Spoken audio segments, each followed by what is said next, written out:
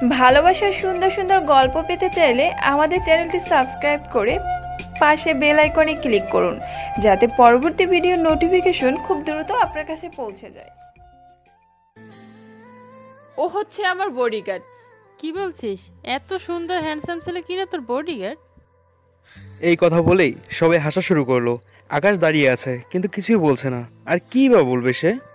এই ঠিক বলছিস তোরা, এত সুন্দর বডি কি করে করলো? দেখে তো মনে হয় জিম করে। তা ঠিক বলছো। আচ্ছা দাঁড়া, মজা দেখাচ্ছি। জি, আমাকে বলছেন? আপনি ছাড়া তো আর এখানে কেউ নেই। ও হ্যাঁ, তাই তো। তা কেন রেখেছেন? আপনার সাথে প্রেম করতে। মানে কি বলছেন এসব? নাম কি আপনার? আকাশ চৌ। হ্যাঁ বলুন। আমার নাম আকাশ। এই চল, ক্লাসের সময় হয়ে গেছে। ম্যাডাম, আমিও কি আপনার সাথে আসবো? তোকে তো দেখে মনে হয় কখনো বডিগার্ডে কাজ করনি। আচ্ছা শোন, আমি যেখানে যাব সেখানেই যাবি। Okay madam.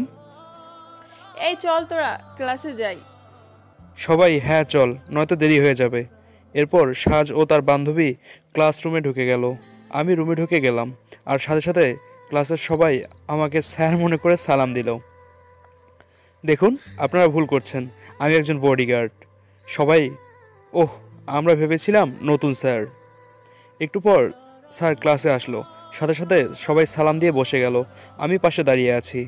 তুমি বসছো না কেন? আমি একজন বডিগার্ড, এভাবে ম্যাডামের অনুমতি ছাড়া বসতে পারি না। কার বডিগার্ড? সাজ ম্যাডামের। সাজ? জি স্যার। এই ছেলেটি কি তোমার বডিগার্ড? হ্যাঁ স্যার। যতক্ষণ তুমি রুমের ভিতরে থাকবে ততক্ষণ বসে থাকবে। কিন্তু স্যার, ম্যাডামের অনুমতি ছাড়া তো আমি বসতে পারি না। সাজ, একে বসতে বলো।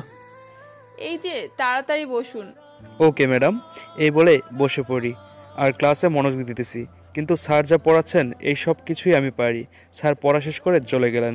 ক্লাস শেষ করে আমি সাজ ম্যাডামকে গাড়িতে উঠিয়ে বাসায় নিয়ে আসি। আর উনি গাড়ি থেকে নেমে সোজা রুমে চলে গেল। একটু পর আঙ্কেল আমাকে ডাক দিলেন। আমার মেয়ে তোমার সাথে কোনো খারাপ বিহেভ করছে না তো? No sir.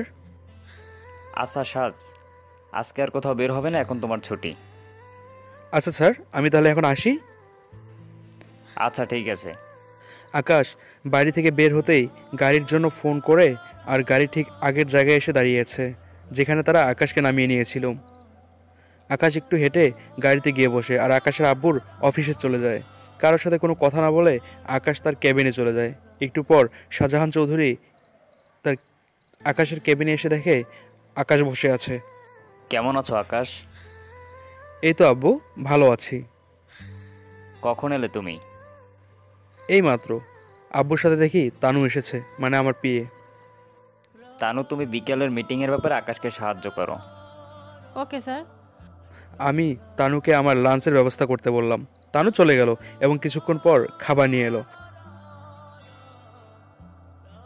তানুকে তার কেবিনে পাঠিয়ে দিলাম আর লাঞ্চ করে তানু আর আমি মিটিং নিয়ে আলোচনা করে আমার কেবিন থেকে বের হয়ে মিটিং রুমে গেলাম। ওখানে মিটিং সেরে সোজা বাসায় চলে আসলাম। আর বাসায় আসতে দেখি সাথী মুখ গোমরা করে বসে আছে।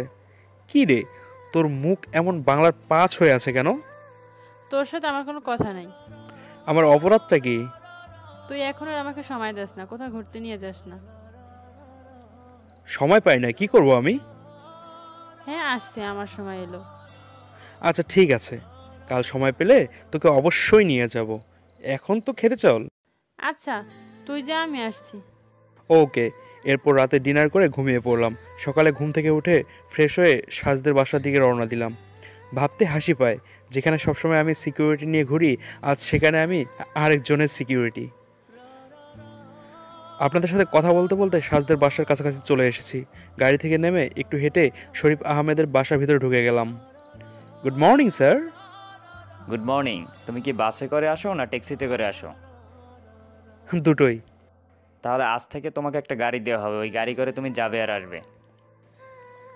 ঠিক আছে আঙ্কেল। আচ্ছা তুমি বসো, সাজ এখনই আসবে। আচ্ছা। কিছুক্ষণ পর উপরে তাকিয়ে দেখি সাজ নেমে আসছে। দেখে মনে হচ্ছে আসমান থেকে পরই নেমে আসছে। নায়িকার বেশি বর্ণনা দিলে হয়তো নায়িকাকে পাঠকরাই চুরি করে নিয়ে যাবে, সেজন্য বেশি কিছু বলবো না। এমনভাবে তাকিয়ে কি দেখছেন? কই ম্যাডাম, কিছু না তো। এভাবে দাঁড়িয়ে থাকবেন নাকি চলবেন? আপনি তো এখনো নাস্তা করেননি। আমি নাস্তা করব না করব তা কি তোমাকে বলতে হবে? Sorry madam. আকাশ আজকে নিজেই গাড়ি ড্রাইভ করছে। গাড়িটা কলেজে না গিয়ে একটা রেস্টুরেন্টের সামনে দাঁড়ালো। গাড়িটা এখানে থামালে কেন? ম্যাডাম, আপনি সকালে নাস্তা করে আসেননি, এখন আগে নাস্তা করবেন তারপরে কলেজে যাবেন। তোমার সাহস কি করে হয় আমার মুখের উপর কথা বলার? আপনি খাবেন কিনা বলুন, না খেলে? জোর করে নিয়ে যাব। এরপর সাজকে নিয়ে রেস্টুরেন্টে গিয়ে খাবার অর্ডার করলো। এগুলো তাড়াতাড়ি খেয়ে নিন। না, আমি খাবো না। আচ্ছা, আমি আপনার বাবাকে ফোন করছি। না থাক, ফোন করতে হবে না, আমি খাচ্ছি। তোমাকে তো আমি দেখে নিব।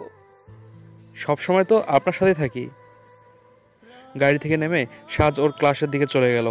আমি ওনার পিছু পিছু গেলাম, কিন্তু আজকে আর ক্লাসের ভিতর গেলাম না, রুমের বাইরে দাঁড়িয়ে আছি। একটু পর স্যার আসলো। এই, তুমি ক্লাসের বাইরে কেন?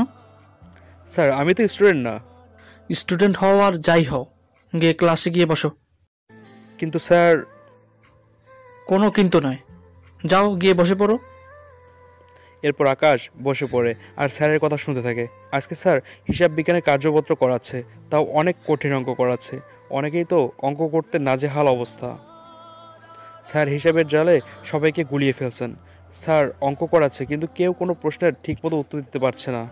স্যারের প্রশ্ন শুনে আকাশ মিটমিট করে হাসছে, যা কেউ খেয়াল না করলে স্যার ঠিকই খেয়াল করেছেন।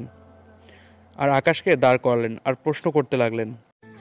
এই ছেলে, তুমি হাসছো কেন? না স্যার, এমনিতে আপনার প্রশ্ন শুনে হাসি পাচ্ছিল। কেন? স্যার, এই প্রশ্নগুলো তো অনেক সহজ। তাই নাকি? তাহলে উত্তর দাও। আর হ্যাঁ, উত্তর না পারলে ঘাড় ধরে বাহির করে দিব। হঠাৎ সাজ দাঁড়িয়ে, স্যার ঠিক বলেছেন, ওদের মতো ছোট লোকদের এমনই করা উচিত। এই, তুমি চুপ করো। আর এবার তুমি এই অঙ্কটা করো। স্যার আমি? হ্যাঁ, তাড়াতাড়ি করো। আকাশ অঙ্কটা করতে লাগলো, আর ক্লাসের সব স্টুডেন্ট আকাশের দিকে তাকিয়ে থাকলো, কেননা আকাশ অনেক সুন্দরভাবে অঙ্ক শেষ করলো। আর ক্লাসের সকল স্টুডেন্টকে অঙ্কটা বুঝিয়ে দিল। সাত ছাড়া বাকি সবাই হাততালি দিল। তুমি এত কঠিন অঙ্ক কিভাবে করলে? আকাশ স্যারের কথা শুনে মুচকি হেসে রুমের বাইরে চলে গেল, আর ক্লাসটা শেষ হয়ে গেল। আকাশ গাড়ির সামনে এসে অপেক্ষা করতে লাগলো। একটু পর সাজ এসে গাড়িতে বসলো, আর আকাশ গাড়ি স্টার্ট দিল। কিছুক্ষণ পর আকাশ খেয়াল করলো কয়েকটা গাড়ি তাদের ফলো করছে, যার কারণে আকাশ গাড়িটা অনেক জোরেই চালাচ্ছে, কিন্তু তাতেও কোনো কাজ হলো না। 2 থেকে 3টা গাড়ি এসে তাদের ওভারটেক করে গাড়ির সামনে গিয়ে ব্রেক করে, সাথে সাথে আকাশও ব্রেক করে। আর গাড়ি থেকে নামার আগেই হঠাৎ করে ওদের গুলি করতে লাগলো। ওরা সংখ্যায় অনেক বেশি ছিল, আর একের পর এক গুলি করতে লাগলো, যার কারণে আকাশ গাড়ি থেকে বের হতেই পারছে না। এভাবে 3 মিনিট পর পরিবেশটা অনেক শান্ত হয়ে গেল। পিছনে তাকিয়ে দেখে সাজ ভয়ে মাথা নিচু করে বসে আছে। আমি সাজকে না উঠিয়ে গাড়ি থেকে বাইর হয়ে কয়েকটা গুলি করলাম, যাতে করে সাজ বুঝতে পারে সব কিছু আমিই করছি। স্যার, আপনি ঠিক আছেন? হ্যাঁ, আমি ঠিক আছি। সাজ দেখে ফেলার আগেই তোমরা এখান থেকে চলে যাও। Okay sir. বলেই ওরা চলে গেল। আপনারা হয়তো ভাবছেন এরা কারা, তাহলে চলুন একটু ফ্ল্যাশব্যাকে আসি। আকাশ যখন ওই গাড়িগুলো তাদের ফলো করছে, তাই আকাশ সাথে সাথে ওর বডিগার্ডগুলোকে ফোন করে তাড়াতাড়ি আসার জন্য। আকাশ ইচ্ছে করলে একাই সব মেরে ফেলতে পারতো, কিন্তু আকাশের শুধু একটাই ভয় ছিল, ওদের সাথে মারামারি করার সময় সাজের কিছু হয়ে যায়। সেজন্য আকাশ তার বডিগার্ডদের ফোন করে আসতে বলে, আর ওরা এসে সবাইকে মেরে ফেলে। এবার বর্তমানে আসি। আকাশ গাড়ির কাছে এসে সাজকে ডাকে, ম্যাডাম এবার চোখ খুলুন, দেখুন সব কিছু ঠিকঠাক আছে। সাজ চোখ খুলে তাকিয়ে দেখে যে লোকগুলো তাদেরকে মারতে এসেছিল সবাই গুলি খেয়ে পড়ে আছে, আর তাদের মধ্যে অনেকে মারাও গেছে। এগুলো দেখে সাজ অনেক ভয় পেয়ে যায়। সেজন্য আকাশ দেরি না করে তাড়াতাড়ি গাড়ি স্টার্ট দিয়ে সাজকে যত দ্রুত পারে বাসায় নিয়ে যায়। বাসায় আসার সাথে সাথে সাজ দৌড়ে তার রুমে চলে যায়, যা শরীফ আহমেদ ঠিকই খেয়াল করে। তাই তিনি আকাশকে প্রশ্ন করেন, এ কি আকাশ, সাজবাবা চলে গেল কেন? আজকে রাস্তায়। রাস্তায় কি? এরপর কলেজ থেকে বাড়িতে আসা পর্যন্ত সকল ঘটনা শরীফ আহমদকে সমস্ত ঘটনা খুলে বলে। দেখো বাবা, তুমি আজকে যা করলে সত্যি আমি তোমার প্রতি অনেক কৃতজ্ঞ। দেখুন স্যার, এটা তো আমার কর্তব্য। তারপরও আরও কেয়ারফুল থাকবে। তুমি চাইলে আরও কয়েকজন তোমার সাথে রাখতে পারো। না স্যার, লাগবে না, আমি একাই যথেষ্ট। আচ্ছা, যা তুমি ভালো মনে করো। এখন তুমি যাও, আমার মেয়েটা আজকে মনে হয় কোথাও যাবে। Okay sir. এই বলে আমি আমার বাসায় চলে আসলাম। আজকে অবশ্যই সাথীকে নিয়ে আমার ঘুরতে যাওয়ার কথা, সেই জন্য আমি আর সাথী ঘুরতে বের হলাম। হঠাৎ করে অফিস থেকে ফোন আসলো, স্যার আপনাকে একটু অফিসে আসতে হবে, ইমার্জেন্সি। আচ্ছা আমি আসতেছি। কিরে, কে ফোন করলো? অফিস থেকে ফোন করেছে, কি বলছে? অফিসে যেতে হবে। আচ্ছা চল।